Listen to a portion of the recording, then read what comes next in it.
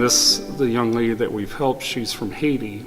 She showed up on our door one Sunday morning with her 4-year-old daughter.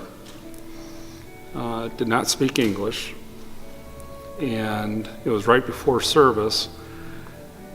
I picked up that it sounded like Spanish. It was actually Portuguese, but figured out she needed a ride to Cedar Rapids for an appointment with immigration.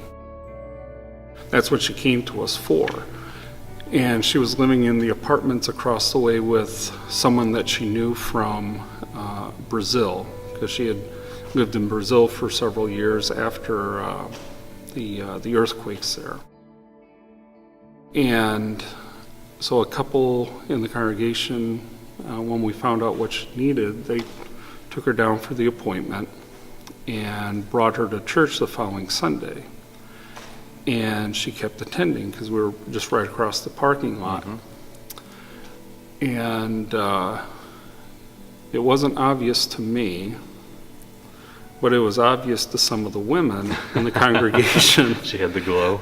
She had the glow and the bump, right. But it was obvious to them that she was pregnant. And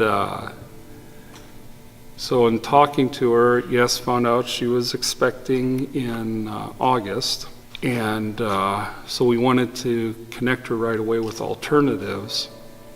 And because she was here by herself, here with her daughter, didn't really have a permanent place to stay.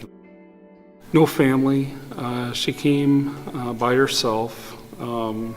She has it turns out a boyfriend. We weren't sure if it was boyfriend or husband, something lost in translation, but she came across the southern border, something about a lottery. And they decided that she would go and he would stay back in Tijuana. And this was right around the time of the election. So once she got across, the rules changed. And how she got here from California or Arizona, we have no idea. But she was here and she had immediate needs. And she and her daughter were sleeping on an air mattress in this woman's apartment with her husband and her husband's father. Things didn't go so well, and she was going to be turned out. What do you do? Right, yeah. She's all upset, understandably, and it kind of kicked things into gear to a whole new level where a core group of members took it upon themselves to try and find housing, and called the local women's shelter, all these different places. Well, there's waiting lists. There was one member of the congregation who's very strongly pro-life that faced with this critical situation, could not stand to see her out on the street, and who knows what would happen to her. Came forward and pledged to cover the cost of an apartment. Yeah, if we couldn't find other housing otherwise, and so we got her into an apartment. People came forward with clothing for her and her daughter, and with connecting them with the local food bank agencies, things like that.